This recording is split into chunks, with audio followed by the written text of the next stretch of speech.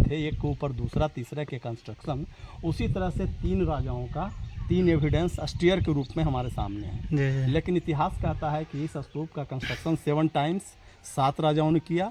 तो जो 4 construction BC का है, मतलब मिट्टी के, वो इसके अंदर दबा पड़ा है, पूरी तरह से सॉलिड है, कहीं पे होल और गैप नहीं है। लेकिन आज बौद्ध धर्म वालों के लिए सबसे पवित्र जगह है। वो जो कॉर्नर पे राउंड देख रहे हैं, जो बीच में ऐसे आले बने हैं, उसको बोलेंगे भोटिव स्तूपा, मतलब मनौती स्तूप। जिनकी मन्नतें इच्छाएं पूरी हो गई वो बनवा दिया। बड़े राउंड पे बुद्ध। नमस्कार दोस्तों, मैं सुमित स्वागत करते हैं अपने एक और सफ़र ब्लॉग में। तो अभी हम हैं नालंदा विश्वविद्यालय में, और चलिए हम आपको दिखाते हैं नालंदा विश्वविद्यालय के इतिहास से जुड़े हुए और इतिहास के बारे में हम बताने का प्रयास करते हैं। और नालंदा विश्वविद्यालय के खंडहर, इसकी कितनी मस्त आकृति बनावट थी, हम इसके बारे में दिखाने का प्रयास करते हैं।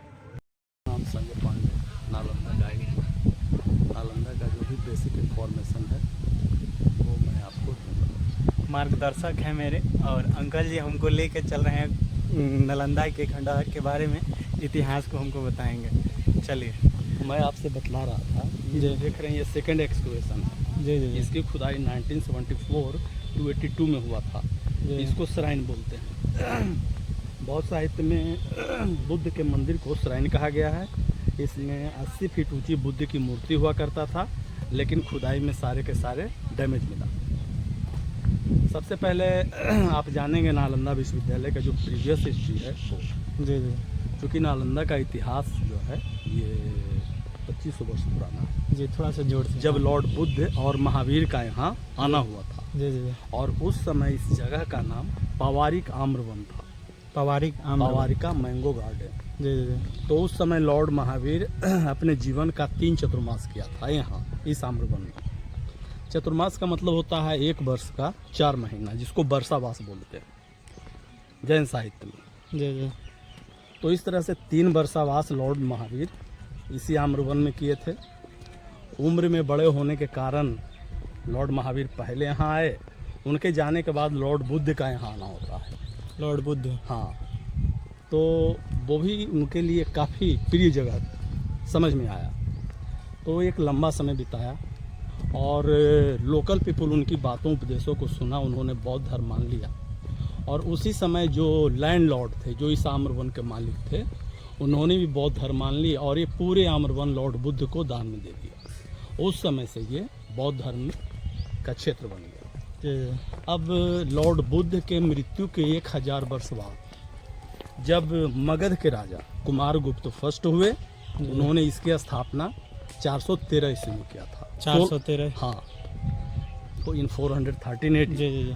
उसके बाद दूसरा कंस्ट्रक्शन कन्नौज के राजा हर्षवर्धन का है और तीसरा देवपाल का। मतलब 3 राजाओं द्वारा बनाए जाने के कारण इसका हाइट हो गया 45 फीट। हाँ, लेकिन 12वीं सदी में तुर्की आक्रमणकारी बख्तियार खिलजी इसको पूरी तरह से नष्ट किया, आग लगाई।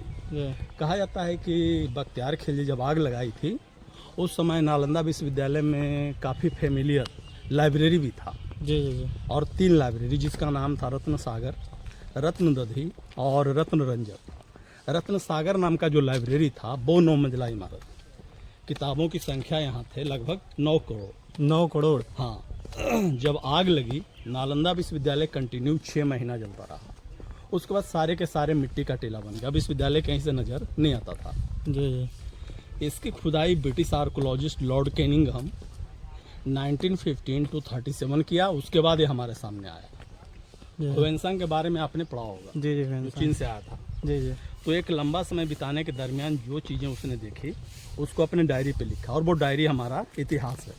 जी। उसने लिखा कि उस समय इसका एरिया 10 किलोमीटर लंबा, 5 किलोमीटर चौड़ा था। जी। इधर सही। पढ़ने वाले विद्यार्थियों की संख्या थी यहाँ 10,000, 1500 टीचर। लेकिन मतलब अभी एक टीचर पे कितने विद्यार्थी पे टीचर थे?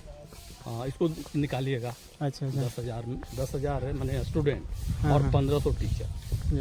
इसको क्लियर किया कितना टीचर पढ़ता है। वही 15 जैसे लग रहा है। अब ये जानिए। हाँ। खुदाई के बाद आर्कोलॉजी पूरे विश्वविद्यालय को 2 भाग में बांटा। एक बात तो और जान लीजिए, जहाँ से हम लोग एंट्री करने जा रहे हैं, जी जी जी। ये खुदाई में ओरिजिनल गेट नहीं, खुदाई में कनेक्टेड दीवार था। ये दीवार था। दीवार था, जी जी जी। माने चलिए आगे कटाई के करके पर्सन रास्ता दिखा। चारों दिशाओं में एक एक गेट होता था।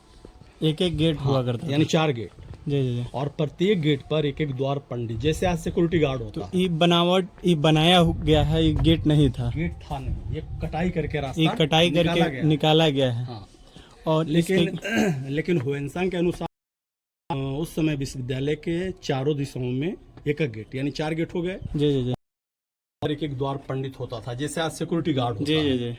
तो वो सिक्योरिटी गार्ड इतने स्कॉलर होते थे कि जो भी स्टूडेंट एडमिशन के लिए आए, उनका एंट्रेंस टेस्ट गेट पर वही लेते थे। अच्छा, उन्हीं के इंट्रेंस के आधार पे एडमिशन होता था। एडमिशन होता था। जी आइए।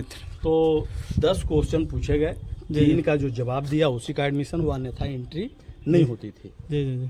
तो हुएनसांग भी आफ्टर क्वालिफाइंग उसका एडमिशन हुआ था, अन्यथा एंट्री नहीं होती थी, और 100 में 3-4 स्टूडेंट ही यहाँ सिलेक्ट होते थे।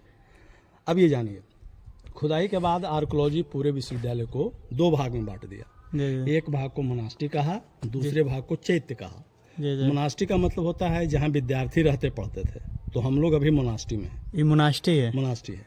जी। इस तरह से एक मोनास्ट्री में ऐसे छोटे छोटे 30 कमरे, एक रूम, एक विद्यार्थी, ये मतलब एक कमरा हो गया। कमरा हो गया, इसमें एक विद्यार्थी रहते थे। रहते थे। अगर 10,000 स्टूडेंट होंगे तो समझिए कि 10,000 कमरे हैं इसमें, जी 10 और 1500 टीचर के लिए। लेकिन खुदाई 10% है, इसलिए अब भी 11 मोनास्ट्री और 6 चैत्य मिला है। जी जी जी। इतिहास के अनुसार विश्वविद्यालय को 3 राजाओं ने बनाया था।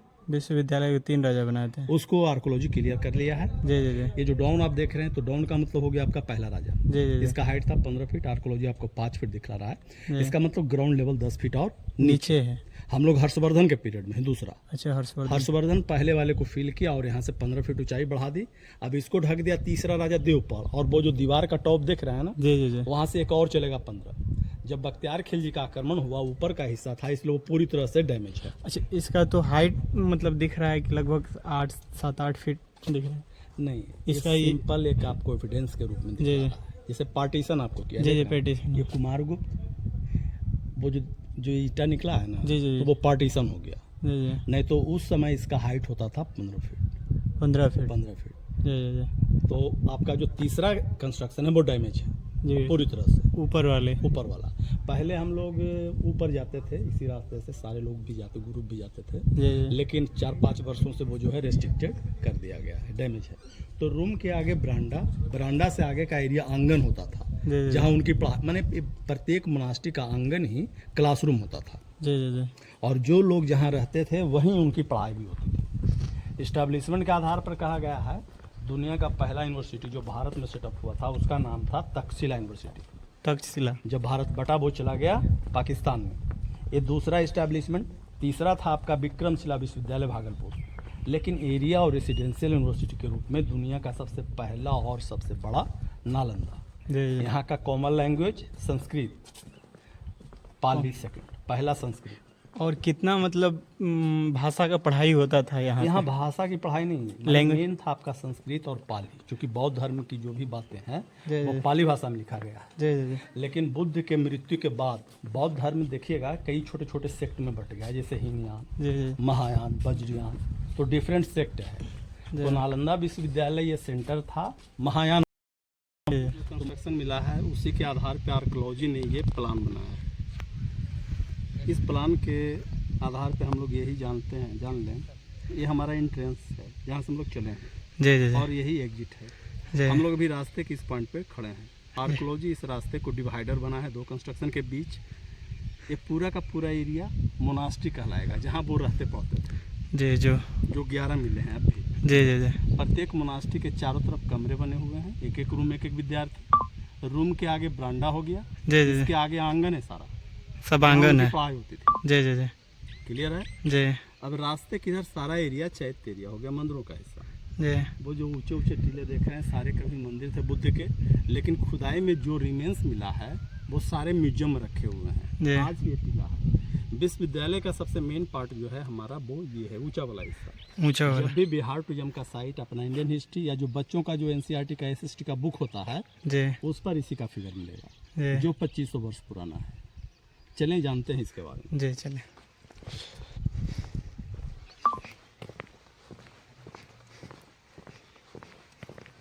सारिपुत्र और महामुद्गलायन, दो व्यक्ति जी जो नालंदा से रिलेटेड थे और बुद्ध के सबसे प्रिय शिष्य थे।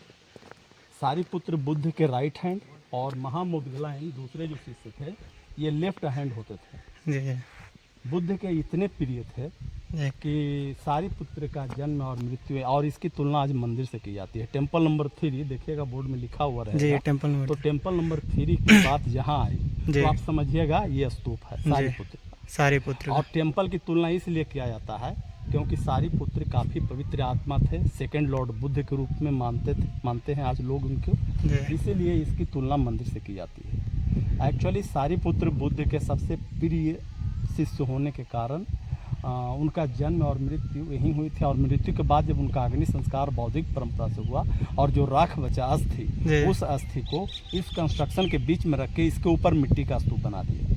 अच्छा 3rd सेंचुरी BC में मगध के राजा सम्राट अशोक हुए, जिन्होंने अपने जीवन की अंतिम लड़ाई कलिंगा वार किया। उसके बाद उन्होंने बौद्ध धर्म मान ली। बौद्ध धर्म मानने के बाद सबसे पहली पूजा इसी का क्या था। जी इतिहास कहता है सम्राट अशोक पहला राजा हुए जिन्होंने नालंदा महाविहार की स्थापना किया, लेकिन जब ये विश्वविद्यालय के रूप में सेटअप इसको कुमारगुप्त ने किया तो ईंटे से पहला कंस्ट्रक्शन कुमारगुप्त ने ही दिया। ईंटे से बनने के कारण जब इसके आकार और ऊंचाई बढ़ गई तो सीढ़ी बना दिया, जिसको हम आगे से देखते हैं।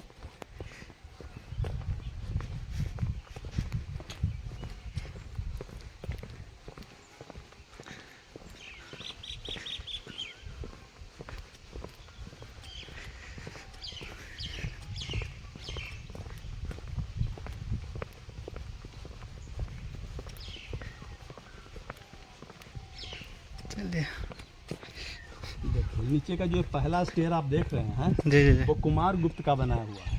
जी दूसरा सीढ़ी हर्षवर्धन का, तीसरा देवपाल का। जिस तरह से बिल्डिंग हम देखे थे एक के ऊपर दूसरा तीसरा के कंस्ट्रक्शन, उसी तरह से 3 राजाओं का 3 एविडेंस स्टेयर के रूप में हमारे सामने है। जी जी लेकिन इतिहास कहता है कि इस स्तूप का कंस्ट्रक्शन 7 टाइम्स 7 राजाओं ने किया। तो जो 4 कंस्ट्रक्शन BC का है, मतलब मिट्टी के, वो इसके अंदर दबा पड़ा है, पूरी तरह से सॉलिड है, कहीं पे होल और गैप नहीं है। लेकिन आज बौद्ध धर्म वालों के लिए सबसे पवित्र जगह है। वो जो कॉर्नर पे राउंड देख रहे हैं, जो बीच में ऐसे आले बने हैं, उसको बोलेंगे भोटिव स्तूपा, मतलब मनौती स्तूप। जिनकी मन्नतें इच्छाएं पूरी हो गई वो बनवा दिया। बड़े राउंड पे बुद्ध की मूर्ति, स्क्वायर पे स्टूडेंट बैठकर प्रेयर किया, मेडिटेशन किया। और बड़े राउंड के आगे जो दिख रहा है छोटा छोटा राउंड, जी उसको मेमोरियल कहते हैं, मतलब जिन विद्यार्थियों का निधन हुआ उन्हीं के अस्थि को रखकर छोटे छोटे राउंड बना दिया। जी जी अगेंस्ट वॉल आप देखिए कुछ मूर्ति आपको दिखेगा जो बुद्ध का है, जी जी जी ओरिजिनल है उसी जमाने का, लेकिन कहीं कहीं टूटा हुआ जो है। नाक टूटा हुआ है। हाँ, तो वो बख्तियार खिलजी ने जो अपने प्रिय जमाने में जो तोड़ा था जी जी वो evidence है। लेकिन इस तरह के इमेज को स्टक्को इमेज कहते हैं। जी STUCCO, स्टक्को का मतलब होता है कई पदार्थों को मिलाकर जो मटेरियल तैयार हुआ उससे बनी मूर्ति को स्टक्को इमेज का है। और यहाँ पे मतलब जितना भी अधिकांशतः मूर्ति का नाक ही तोड़ा गया है, देखें। हेड भी तोड़ा है। हाँ हेड वही। ये portion, वाह। जी जैसे देखिए उसको मूर्ति भंजा कहा गया है, जी जी मूर्ति को तोड़ने वाला। जी जी हम तो देखते हैं कि बिहार शरीफ में भी बहुत सारे रोड के किनारे जो है हिंदू देवी देवताओं की मूर्ति है, तो कलेक्ट करके एक जगह रखे हुए हैं, जी लेकिन वो मूर्ति टूटी हुई है, मूर्ति टूटी हुई है। ब्लैक स्टोन का टूटी मूर्ति। हम अपने गांव मोहल्ला जहां हम रहते हैं, जी एक घर में हम गए तो देखे उसके यहाँ काफ़ी मूर्ति रखा हुआ है, पूजा करता है वो लोग, लेकिन सारे के सारे मूर्तियाँ टूटी हुई हैं। जी तो उसको भी उसी ने तोड़ा है। उसी ने लेकिन तोड़ा। आज हिंदू वर्ग के जो लोग हैं, जिसको आस्था है अपने देवी देवताओं पे, चाहे जिस रूप में मिले, उसको संजो के रखे हुए हैं, सही पूजा बात है। पाठ अपना करता है। उसके अंदर चल के थोड़ा बता दीजिए। हाँ? अंदर थोड़ा सा उसके।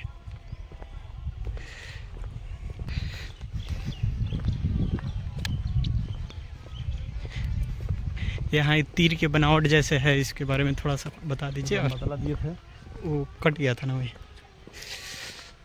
सम्राट, ये गुप्त वंश के जितने राजा हुआ है सभी हिंदू धर्म को मानने वाले थे। जी जी कुमार गुप्त भी हिंदू शासक थे। उन्होंने श्री रामचंद्र को अपना इष्ट देव बनाया था, जिनका शस्त्र तीर और धनुष था। जी जी उन्हीं के शस्त्र को कुमार गुप्त अपना राजकीय चिन्ह बनाया और जी। यहाँ के कंस्ट्रक्शन में सिम्बलाइज किया, जो स्पष्ट करता है ये 5वीं सदी का कंस्ट्रक्शन है। 5वीं सदी का कंस्ट्रक्शन। और ये क्या हुआ करता था? ये कॉन्फ्रेंस हॉल, कॉन्फ्रेंस पूरा हॉल। एरिया कॉन्फ्रेंस हॉल, इसको डिबेटिंग हॉल भी कहा गया है। इसमें बच्चा लोग अपना डिबेट करता था लोग पढ़ाई के बाद। कॉन्फ्रेंस हुआ, हाँ हाँ। वो क्या करते थे।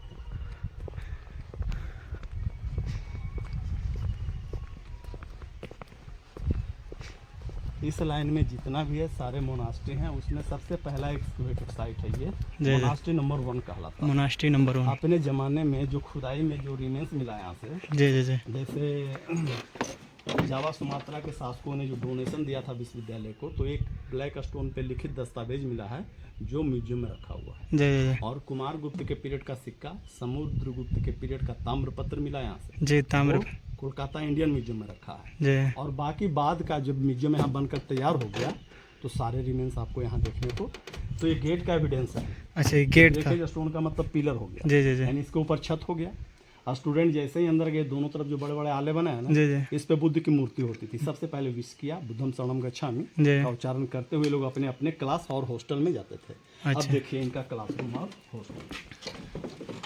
6 महीने के आग में ये सारे ईंटें भी जले थे।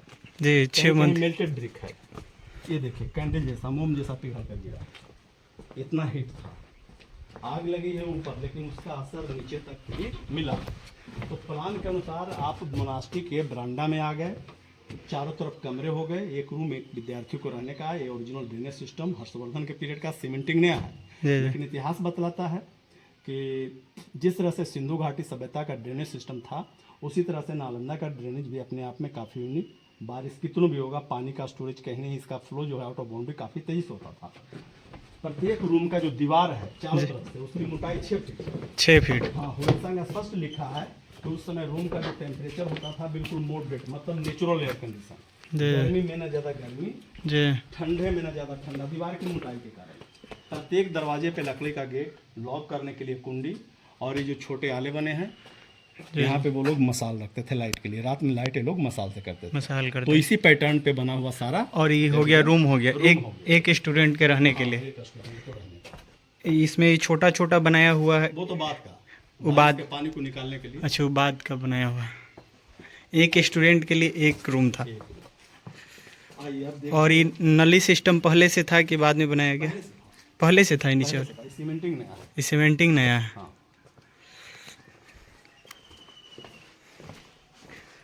ये सारे हॉस्टल हो गए। ये हॉस्टल और अभी तक मतलब खोदा गया है तो कितना हॉस्टल निकला हुआ है? 11 मोनास्ट्री मिला है। 11 मोनास्ट्री। 11, और सभी में किसी में 30 कमरे, किसी में 34 हैं, किसी में 32 हैं। जी। सभी में समान नहीं है, सब में अलग अलग है। अलग अलग, कुछ कम है कुछ ज़्यादा है।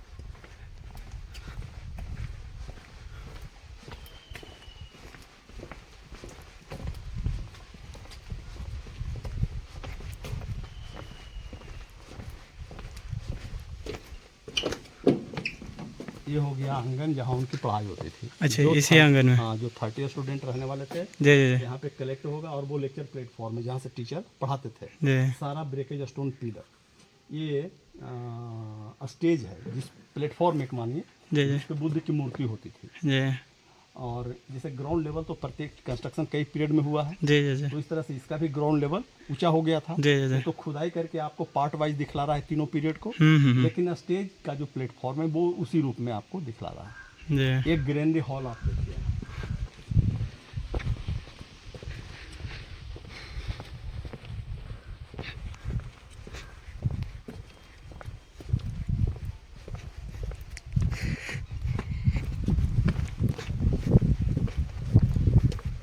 जैसे अब भी हम लोग मान लें कि कुमार गुप्त के पीरियड में चल रहे हैं। पहला कुमार गुप्त के। हाँ, ऊंचाई का मतलब हो गया हर्षवर्धन। जी दूसरा, जी हर्षवर्धन। तो हर्षवर्धन अपने पीरियड में 2 रूम बनाया, उसको ग्रेनरी हॉल बोलते हैं, स्टोर रूम जहाँ चावल रखे जाते थे। अच्छा चावल रखे जब जाते। बख्तियार खिलजी आग लगाई, जी। वहाँ रखा हुआ चावल जला, जी खुदाई में मिले, और वो म्यूजियम में रखी है। जी। काला चावल देखे काला हैं। चावल देखे हैं, जी जी। तो वो यहीं का मिला एविडेंस है। इसी इसके अलावा एक छोटा सा जो कमरा है, अपने जमाने का काफी अट्रैक्टिव टेम्पल होता था, मंदिर बुद्ध एक का। टेम्पल होगा। हाँ, इसकी विशेषता ये है, दरवाजे के बाहर दोनों तरफ ये जो स्टोन प्लेट देख रहे हैं, जी जी। इसको माइका स्टोन बोलते हैं। Mica stone. माइका बोलते हैं अभ्रक को। जी जी जी इसके ऊपर मोटा लेयर ग्लास जैसा माइका होता था। जी जी जी जब सूर्य का प्रकाश, चंद्रमा की रोशनी माइका पे पड़ा जी। और लाइट का रिफ्लेक्शन पूरे एरिया में फैला और मूर्ति पर गई, तो उसका नेचुरल ब्यूटी काफी बढ़ जाता था। मेन कारण था इसका लाइट रिफ्लेक्शन। जी जी जी। शाम हो जाएगा ना, अभी भी चमक है, सूर्य का अभी भी चमक है। चमक है, पूरा लेयर ओवर लेयर, ये ओरिजिनल फॉर्म है माइका का। जी जी जी। तो उसके बाद देखिए वो कॉर्नर में कुआं हो गया पानी के लिए, पानी का सारे कुआं। मोनास्ट्री के आंगन में कुएं की व्यवस्था। तो इस तरह उधर से जा आप सकते हैं, जा चल सकते हैं। इस तरह से आप कह सकते हैं कि जो लोग जहाँ रहते थे उनकी सारी व्यवस्था उनके अपने एरिया में होता था। ये कुआं के मतलब कैसे था, मतलब कि नेचुरल पानी है, अंडरग्राउंड जो होता था ना, तो इस मतलब क्षेत्र में जो रहते थे उस वो लोग उसके लिए हाँ, इस मोनास्ट्री के लिए। तो सभी सेपरेटली है, सारे मोनास्ट्री में ये फैसिलिटी, सब में ही फैसिलिटी सभी है। में। सबका मतलब रहने का अलग, खाने का अलग, अलग सबका व्यवस्था अलग रहता था। व्यवस्था अलग। चलिए आइए हम लोग कुआं देख के आते हैं। तो चलिए आइए हम आपको कुआं दिखाते हैं। कितना पुराना कुआं। अच्छे, अभी 50 फीट है। देख सकते हैं कितना लगभग नीचे है। लोग इसमें पैसा भी बिगा हुआ है और अभी 50 फीट है लगभग। बता रहे हैं कि मार्गदर्शक जो हैं वो बता रहे हैं कि अभी 150 फीट था। तो देख सकते हैं ऐसे ही हर मतलब प्लॉट में एक एक कुआं हुआ करता था। चलिए आगे जानने का प्रयास करते हैं। और ये क्या हुआ करता था, ये वाला क्षेत्र? ये जो आप एरिया देख रहे हैं, जो गैप है, जी जी जी, गैप ये वाला। तो फिलिंग माने ये एरिया भी फिल था ऐसे ही। जी जी जी, ऐसे भरा हुआ ये था। तो खुदाई करके निकाला है। हाँ हाँ पीरियड वाइज हाँ। कुमारगुप्त, देन हर्षवर्धन, उसके बाद देवपाल, तीसरे राजा। जी जी जी, ऊपरे का ऊपर छत जो बना है वो देवपाल का है, तीसरे वाले। देवपाल। तो ऊपर में भी रूम बना हुआ है, लेकिन तो ऊपर का दो। रेस्ट्रिक्टेड है, तो आप जा नहीं सकते हैं, देख नहीं सकते हैं। जी जी जी लेकिन यहाँ से देखिए,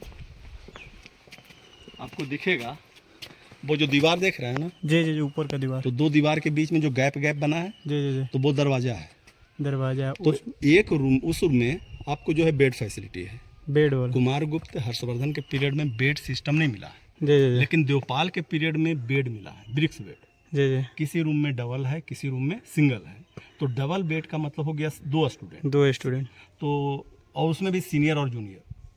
सीनियर का पता कैसे चलता है, उनका बेड का हाइट और वाइट जूनियर की अपेक्षा अधिक है। जी जी इससे पता चलता है सीनियरिटी और जूनियरिटी का। जी जी, दूसरी बात है, एक फैसिलिटी और क्या था, जैसे ही आप कमरा से अंदर जाएंगे तो देखिएगा कि एक कॉर्नर में, दरवाजे के एक कॉर्नर में, कोने में जी एक स्पॉट बना हुआ है जिस पे वो लोग जार रखा करते थे, घड़ा, पानी जी का जी, जार। पानी का। हाँ, तो ये फैसिलिटी तीसरे वालों ने दिया था।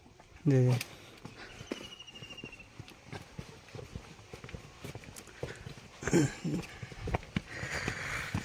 चलिए इधर फिर